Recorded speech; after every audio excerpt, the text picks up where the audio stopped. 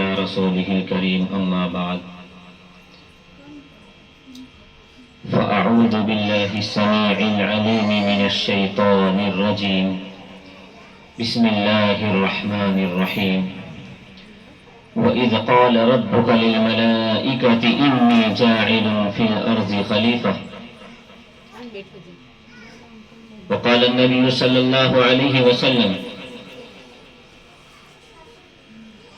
طلب العلم فريضة على كل مسلم ومسلمة صدق الله العظيم وصدق رسوله النبي الكريم ونحن على ذلك لمن الشاهدين والشاكرين والحمد لله رب العالمين.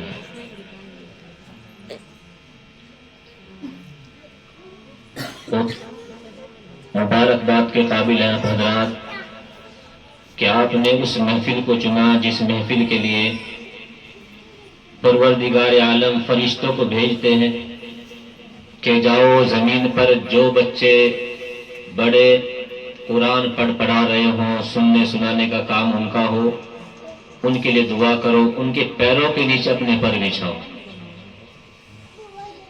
آج دنیا کے اندر بظاہر ہر تعلیم کی قدر و قیمت انسان کے اندر ہے. اگر کسی چیز کی کم قیمت ہے تو ہماری نظروں میں قرآن اور حدیث کی ہے. سب کے دماغ میں بس کر کے قرآن پڑھنے کے بعد بچے کیا کمائیں گے، کیا لا کر دیں گے ہمیں. صرف قرآن سے، حدیث سے، تسبیحات سے تو کھانا نہیں ملتا. تو یہ سوچ ہماری ایسی ہے جس طریقے سے ہاسپٹل کے اندر نرس وغیرہ جو رہتی ہے یا وہاں کام کرنے والے کارندے رہتے ہیں، ان کا کام ڈاکٹر کے پاس سے چیٹی لینا، مریض کے پاس آنا، ان کو انجیکشن وغیرہ دینا، دوائی سمجھانا، یعنی پورے ہاسپٹل کا نظام چلانے کا کام کلک کا رہتا ہے یا وہاں جو نرس وغیرہ رہتی ہے ان کا رہتا ہے. اور وہاں ہم سے سوال کر لیا جائے کہ آپ حضرات یہاں جو کام کرتے ہیں آپ کو جو تنخواہ دی جاتی ہے تو کتنی ملتی ہے؟ کسی کو 5, 10, 20 تک. اس کے اندر جو ڈاکٹر کام کرتا ہے اس ڈاکٹر کی فیس جو ہوتی ہے یا اس کا مہینے کی جو تنخواہ ہوتی ہے لاکھوں میں ہوتی ہے.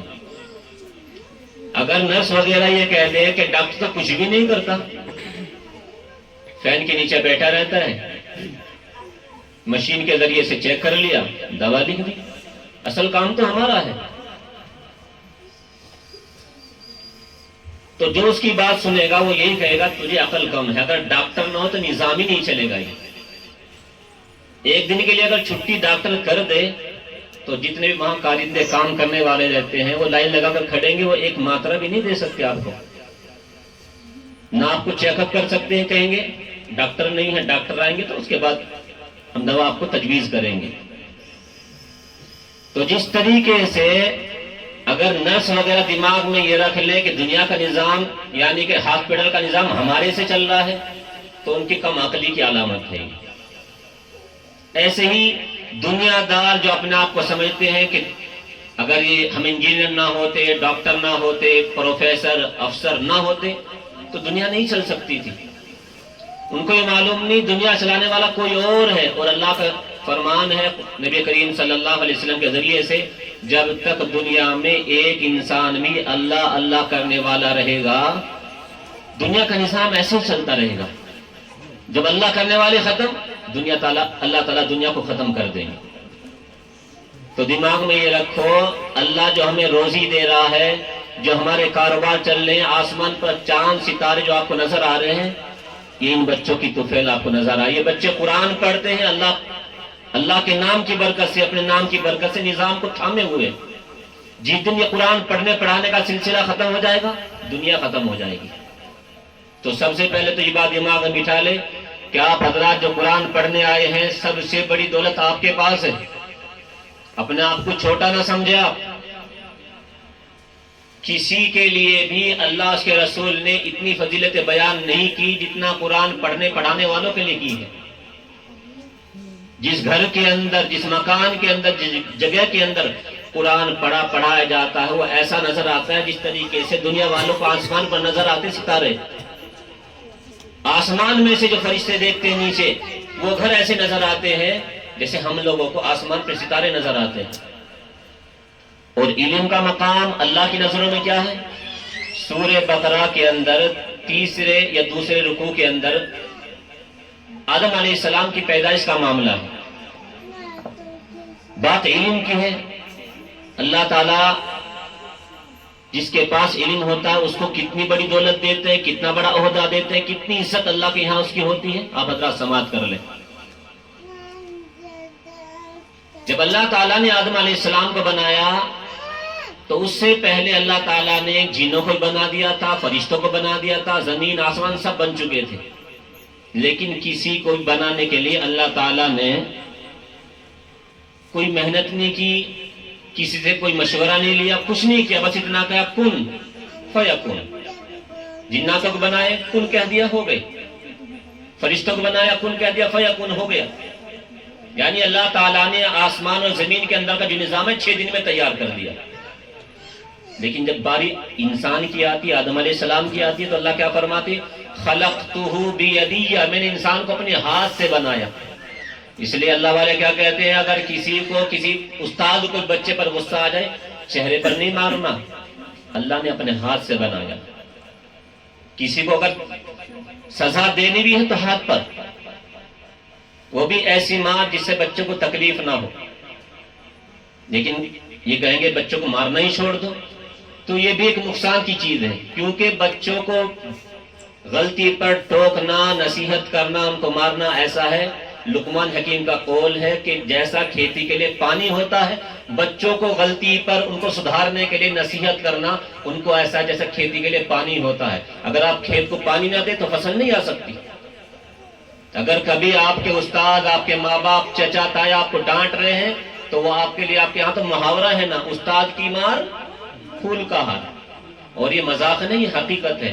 جو بچہ ماں باپ کی ڈانٹ ڈپٹ برداشت کر لیتا ہے، اپنے بڑوں کے غصے کو برداشت کر لیتا ہے، پھر زندگی بھر کسی کا غصہ سہنے کی ضرورت نہیں اس کو۔ کیونکہ جو آدمی اپنا کوئی کسی لائن سے بھی، ٹو ویلر مکینک ہو یا کسی لائن کا بھی کوئی کام کرنے والا ہو، اپنے شاگرد کو صحیح طریقے سے شروع میں ہی ڈانٹ کر اس کو صحیح ٹریننگ دے دے گا تو پھر بڑا ہو کر کسی گالی نہیں کھائے گا وہ کہ تم نے میری گاڑی کیا سدھاری بھائی، پیسے لے لیے، اس کے اندر صحیح کام نہیں کیا۔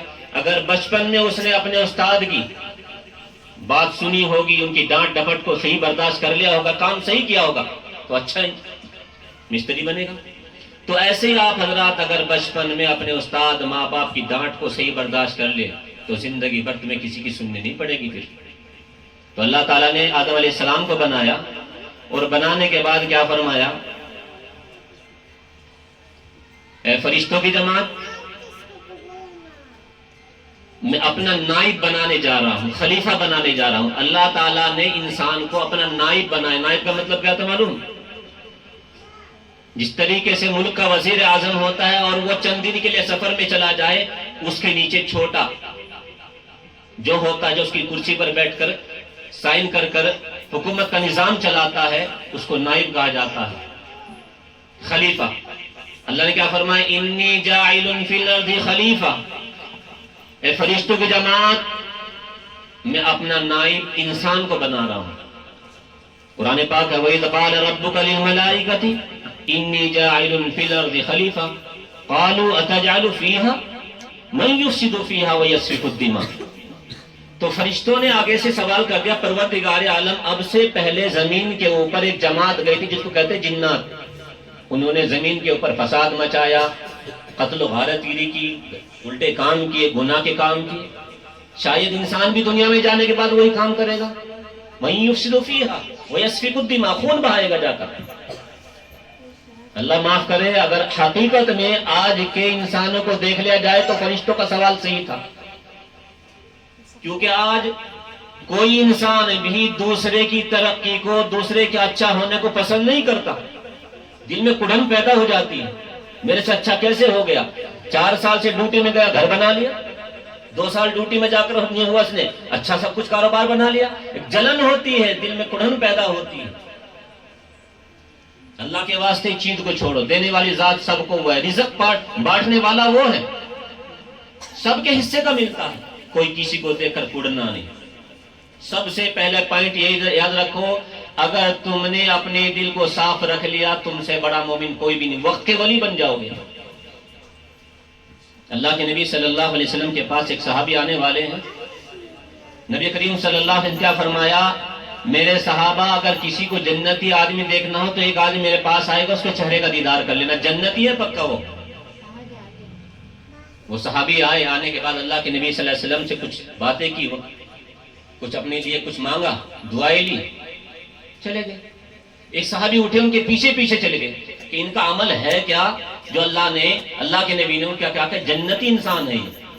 پیچھے پیچھے گئے، ان کے گاؤں کے اندر گئے. صحابہ کی عادت تھی، مکے والوں کی آج بھی عادت ہے، دنیا کے اندر ان سے بہترین مہمان نواز کوئی نہیں. آپ حج کو جاؤ، عمرے کو جاؤ، اگر آپ کے پاس کھانے کے لیے نہیں ہے، وہ اتنا کھلاتے ہیں آپ کو، اتنا کھلاتے اب سوچ بھی نہیں سکتے.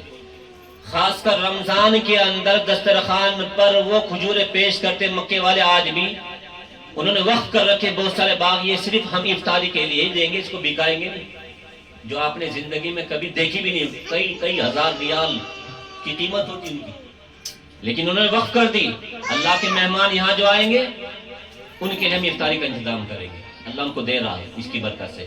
اس لیے زندگی میں ایک چیز اپنا لینا، کبھی بھی تمہارے پڑوس میں کوئی بھی مہمان آ جائے تو اس کی مہمان نوازی کرنا سیکھ لو. اللہ تمہارے گھر کے دروازوں کے اندر سے اتنی برکتیں دے گا، اتنی برکت دے گا، سمیٹی جائے گی.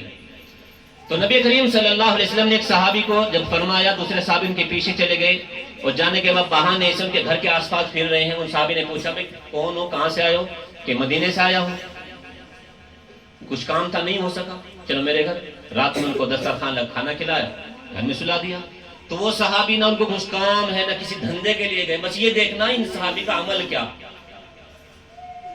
ایک رات قیام کیا، دوسری رات قیام کیا، واقعہ لمبا ہے، شارٹ بتا رہا ہوں. تیسرے دن جب دیکھا ان کا کوئی عمل ہے ہی نہیں، معمول کے مطابق نماز ہے، تہجد ہے، بس کوئی وظیفہ نہیں، کوئی الگ سے کچھ خدمت نہیں. تو تیسرے دن پوچھ ہی لیا، آپ 3 دن پہلے اللہ کے نبی کے دربار میں پہنچے تھے، اللہ کے نبی نے آپ کے آنے سے پہلے ہم نے سب کو بتایا تھا کہ جنتی آدمی آ رہا ہے، تو میں وہ دیکھنے آیا تھا، تمہارے اندر وہ عمل ہے کیا؟ مجھے کچھ نظر نہیں، آپ ہی بتا دیں کہ آپ نے جو دیکھا وہ یا بس کہ نہیں کچھ تو ہے. کہاں ایک چیز ہے کہ جب میں اپنے بستر پر سونے کے لیے جاتا ہوں، دن بھر کا حساب کرتا ہوں، میں نے اگر کسی کا لینا ہے تو اس کو دے دیا، جو بھی مسئلے لین دین کے ہوتے ہیں، قرضہ جو بھی معاملہ ختم کرتا ہوں. میرے سے کسی کو تکلیف پہنچی، معافی مانگ کر آتا ہوں. کسی نے مجھے تکلیف پہنچی، معاف کر دیتا ہوں. یعنی بستر پر ایسا آتا ہوں کہ میرے اوپر کسی کا قرضہ نہیں ہوتا اور میرے پر دوسروں کا لینا دینے کا مسئلہ کچھ نہیں ہوتا، نہ میرے پر کسی کا ہوتا نہ میرا کسی پر ہوتا، کسی معاملے سے بھی. کہ اچھا تو یہی بات ہے اصل، کہ جو انسان قرضے سے بالکل ختم ہو کر زندگی گزارے گا، لڑائی جھگڑوں سے زندگی ختم، بالکل ایسا پاک صاف ہو کر زندگی گزارے گا، وہ وقت کا ولی ہے، جنتی انسان ہے. تو آدم علیہ السلام کی پیدائش پر فرشتوں نے سوال کر لیا، من یفسد فیہا، پروردگار عالم یہ زمین میں فساد مچائیں گے، ویسفک الدماء، خون بہائیں گے.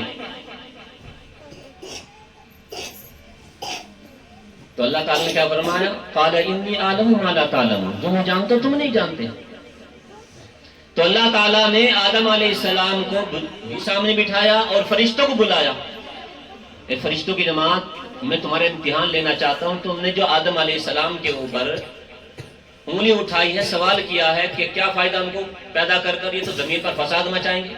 اگر پروردگار عالم تجھے اپنی تسبیح و تحمید کرنی ہے تو فرشتے کیا فرمانے، وَنَحْنُ نُقَدِّسُ بِحَمْدِكَ، پروردگار عالم تیری تسبیح تحمید تیری پاکی بیان کرنے کے لیے ہم ہیں. یعنی فرشتے اللہ کے ایسی مخلوق ہے، اللہ کی نور سے بنے ہوئے ہیں، نہ ان میں مرد ہوتے ہیں نہ عورتیں ہوتی ہیں، نہ ان کو کھانے کی ضرورت، نہ پینے کی، نہ سونے کی ضرورت، ہر وقت عبادت. تو اللہ نے کیا فرمایا، وَعَلَّمَ آدَمَ الْأَسْمَاءَ كُلَّهَا، اے آدم میں کچھ نام گنوا رہا ہوں چیزوں کا، وہ یاد رکھ لو. فرشتوں سے بھی کہا کہ تم بھی یاد رکھو. چند دن کے بعد پروردگار عالم کیا فرمایا، اب سب کا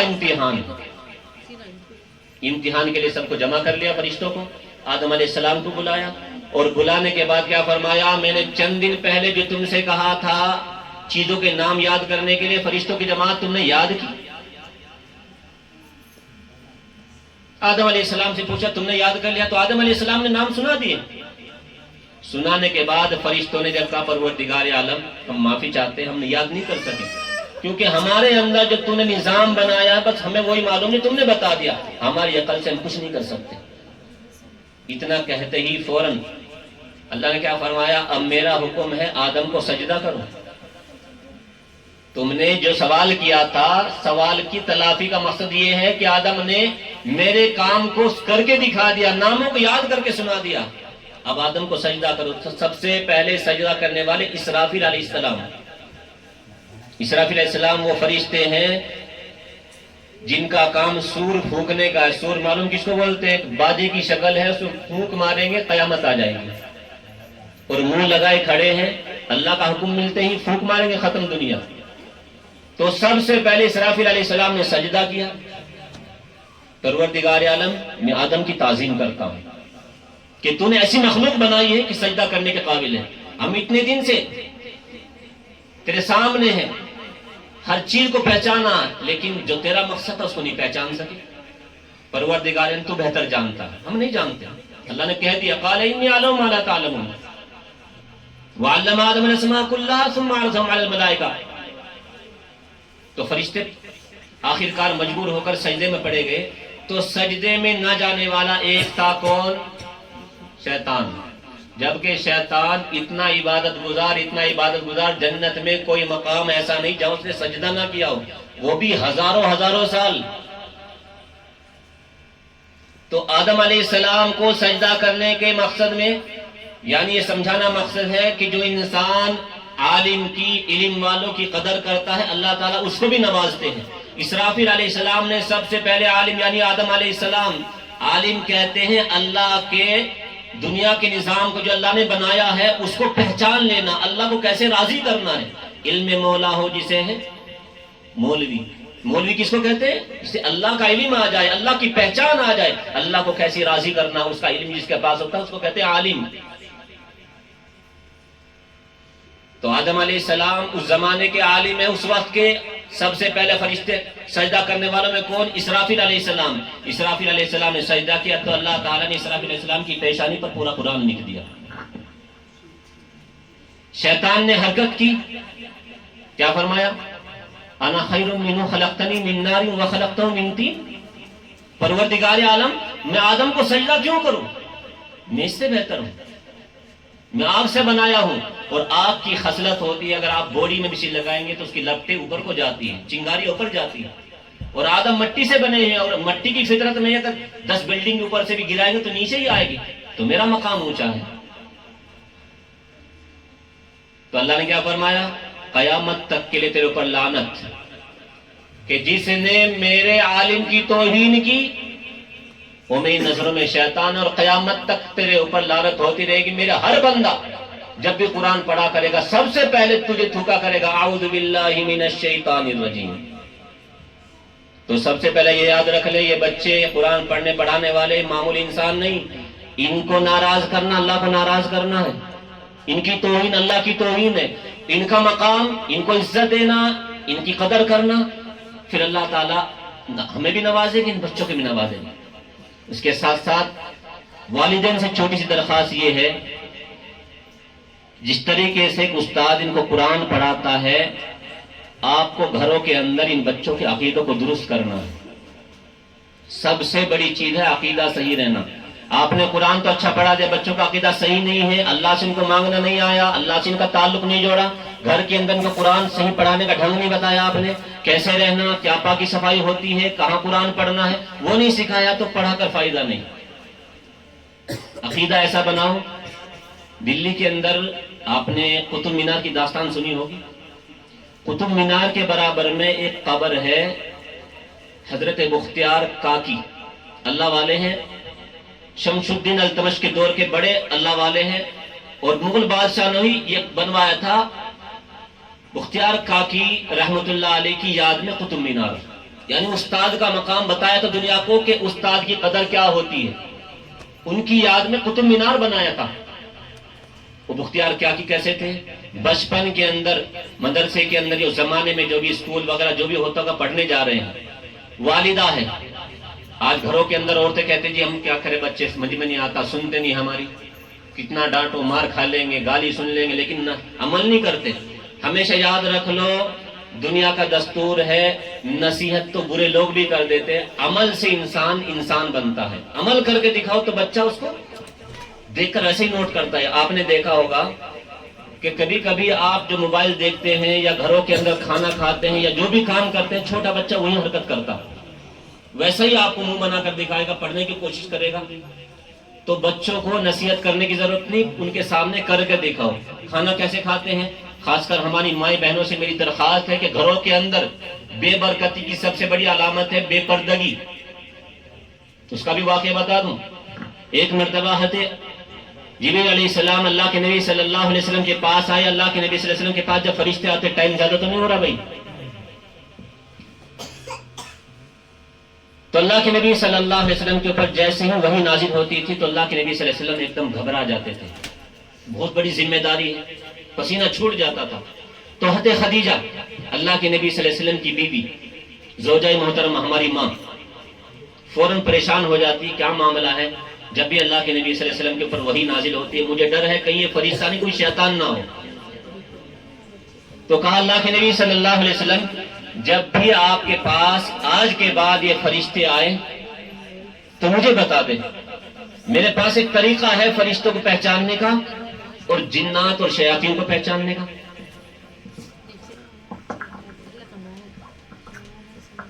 تو ایک مرتبہ اللہ کے نبی صلی اللہ علیہ وسلم تشریف فرما ہے، حضرت خدیجہ سامنے بیٹھی ہوئی ہیں،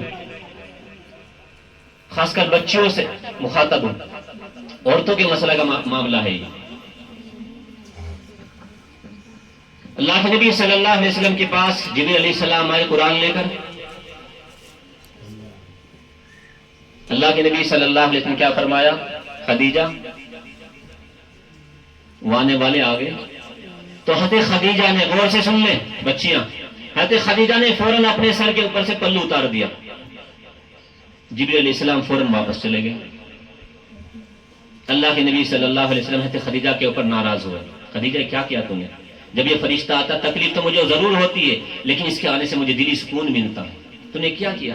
کہا اللہ کے نبی صلی اللہ علیہ وسلم، میرا مقصد ان کو واپس کرنا نہیں تھا، میرا مقصد تھا یہ پہچاننا کہ گھر کے اندر آنے والا فرشتہ یہ شیطان ہے، کہ جس گھر کے اندر عورتیں پردوں میں رہتی ہیں وہاں کیا ہوتا ہے؟ فرشتے آتے ہیں، شیطان نہیں آتا، اور جہاں عورتیں پردے میں نہیں رہتے وہاں فرشتے نہیں، شیطان آتا ہے۔ اس لیے گھروں کے اندر پردے کے اندر رہو، یہ نہیں کہ گھر سے باہر نکلے تو صرف پردہ گھر کے باہر ہے، گھر کے اندر بھی آپ کھانا بنا رہے ہیں، کھا رہے ہیں، پردہ کر کے کھاؤ، اللہ کے فرشتے آئیں گے تمہیں دعائیں دینے کے لیے، اس کا اہتمام کرنا ہے، کریں گے انشاءاللہ۔ اور بچوں اور ماں باپ سے ایک چھوٹی درخواست ہے، بچوں کو ہر وقت یہ سکھاؤ، یہ تم کھا رہے ہو، پہن رہے ہو، یہ میں نہیں، اللہ دے رہا ہے، یہ عقیدہ بنانا ہمیں، ہم تو ذریعے ہیں۔ تو مختار کاکی چھوٹے بچے ہیں، والدہ نے دماغ میں ٹھان لیا اپنے بچے کا عقیدہ اللہ کی ذات پر لگانا، مجھے کرنے والے جو بھی ہیں اللہ ہے۔ تو ایک مرتبہ بچے نے کہا اما جان مجھے بھوک لگی ہے، مجھے کھانا دو۔ کہا بیٹا ہم سب کو کھانے دینے والی ذات اللہ کی، اللہ سے مانگ، اللہ دے گا۔ کہ کیسے مانگنا؟ کہ جا مصلی بچھا، وہاں بیٹھ کر اللہ سے مانگ کہ پروردگار عالم، اے میرے اللہ تو میرے ماں باپ کو بھی دیتا مجھے بھی دے دے، اللہ تجھے روٹی دیں گے۔ تو مختار کاکی چھوٹے بچے مصلی پر بیٹھے، چھوٹے ننھے منھے ہاتھ، یاد رکھ لو جو چھوٹا بچہ دعا مانگتا ہے تو سب سے پہلے اس کی دعا ماں باپ کے حق میں قبول ہوتی ہے۔ ہم اس چیز کو دماغ میں لاتے ہیں، چھوٹے بچوں کبھی یہ نہیں کہتے بیٹا دعا مانگ لے، چل نماز کے لیے، چل مصلی پر بیٹھ، نہیں، بچہ ہے چل موبائل لے کے تو کھیل لے، میں نماز پڑھ لیتے ہیں، غلط ہے یہ۔ اگر بچہ ستا رہا اس وقت میں اللہ کے نبی صلی اللہ علیہ وسلم حضرت امام حسن امام حسین کو خاص کر مسجد میں لایا کرتے تھے، اور کئی مرتبہ ایسا ہوتا اللہ کے نبی صلی اللہ علیہ وسلم سر سجدے میں رکھ کے امام حسین گودی پر کندھے پر بیٹھ گئے، اللہ کے نبی نے سجدہ لمبا کر لیا لیکن بچے کو نہیں اٹھایا، مبادہ کہیں چوٹ نہ لگ جائے بچے کو۔ کہنے کا مقصد یہ ہے بچہ اگر کوئی نماز میں پریشان کر رہا ہے تو پریشان نہیں ہونا، رکوع لمبا کر دو، سجدہ لمبا کر دو، تسبیحات لمبی کر دو، لیکن بچوں کو یہ احساس ہونا کہ میری ماں نماز پڑھ رہی، اللہ کو یاد کر رہی۔ تو مختار کاکی نے عادت بنا لی، روزانہ اماں نے کیا سوچا کہ بیٹا جب بھی تو اسکول سے آئے، مدرسے سے آئے، فوراً مصلی بچھا، اللہ سے مانگ، اور روم کے اندر جا، کہیں نہ کہیں اللہ تجھے کھانا دے دیں گے۔ اماں کا عقیدہ بنانے کا طریقہ اچھا تھا. روزانہ کیا کرتی, مصلی بچھا دیا بچے کے لیے, بچے سے کہا بیٹا دعا مانگ لے, اور کہیں بھی کھانا رکھ دیا چھپا کر. کہا بیٹا تو نماز پڑھ, اللہ سے مانگ, اور کھانا ڈھونڈ تجھے مل جائے گا. ایسا ہوتے ہوتے کافی دن ہو گئے, بچے کا عقیدہ بن گیا اللہ ہی مجھے دیتے ہیں. ایک دن ایسا ہوا, بچہ مدرسے میں ہے, والدہ کسی رشتے دار کے یہاں شادی وغیرہ کسی فنکشن میں چلی گئی, ادھر یاد آیا بچے کے آنے کا وقت ہو گیا اور گھر میں کھانا بھی نہیں بنائی ہوں. آج اگر میرے بچوں کو کھانا نہیں ملا تو عقیدہ ختم ہو جائے گا. تو وہاں سے اماں نے پلہ پسارنا شروع کر دیا, رب کریم اتنے دن سے بچے کو مشق کرا رہی ہوں, تیری ذات پر یقین بنا رہی ہوں, اگر آج میرے بچوں کو کھانا نہ ملا یقین ٹوٹ جائے گا. تو وہاں سے دعا بھی چل رہی ہے, اور وہاں سے دوڑی دوڑی آئی فنکشن چھوڑ کر, گھر میں دیکھا بچہ سو رہا ہے.